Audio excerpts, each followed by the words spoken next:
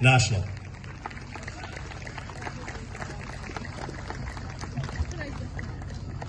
Дякую, Петре. Друзі, від імені Конгресу українців Канади я дякую всім волонтерам та членам Конгресу українців Канади. По цілій Канаді ваша відданість уможливила відзначення 32-ї річниці незалежності України. From St. John's in Newfoundland to Victoria in British Columbia, events marking this important milestone demonstrate to the entire world how proud Ukrainians in Canada are of their roots and that they stand with Ukraine in her hour of need. Цього року ми пам'ятаємо героїчні здобутки хоробрих та сміливих українських жінок та чоловіків, які століттями відвоюють нашу гідність.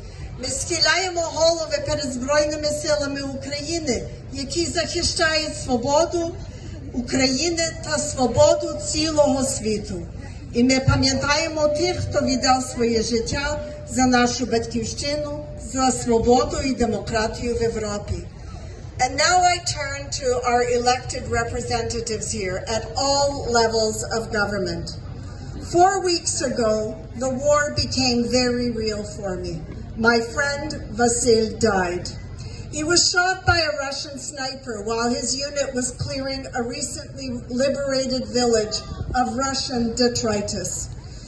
News of Vasil's death was particularly painful, coming as it did only hours after the conclusion of the NATO summit in Vilnius, where Ukraine was once again denied membership. Vasil is a true hero. In 2014, when Russia's war against Ukraine began, he volunteered and served in the Donbass for almost 2 years. On February 24th, 2022, when Russia launched a full-scale invasion of Ukraine, like millions of Ukrainians, Vasil was working in Poland. He immediately returned home to serve yet again, even though he could easily have remained in Poland. Like millions of Ukrainians who have remained in Ukraine despite the bombing and the terror, Vasil believed that he had a duty to fight for his homeland, for his children's future. Vasil died for you and for me, and for all of Europe and the Western world. There are tens of millions of Ukrainians who have lost someone like Vasil.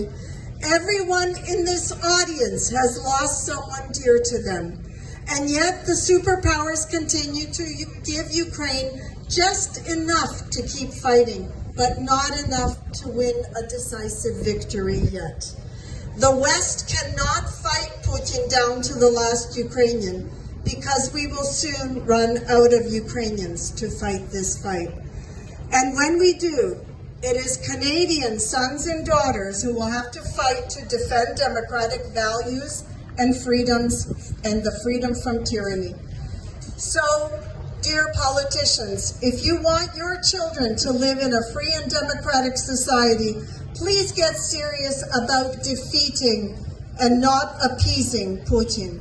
Please reject the rhetoric of appeasement. That is what the Kremlin preaches. Please understand that Putin is provoked only by weakness. He understands and respects only strength. So please be strong enough to give Ukraine what it needs to win this fight, so that my friend Vasil will not have died in vain. So that next year when we gather here, we can truly celebrate Ukraine's victory. Слава Україні! Героям слава!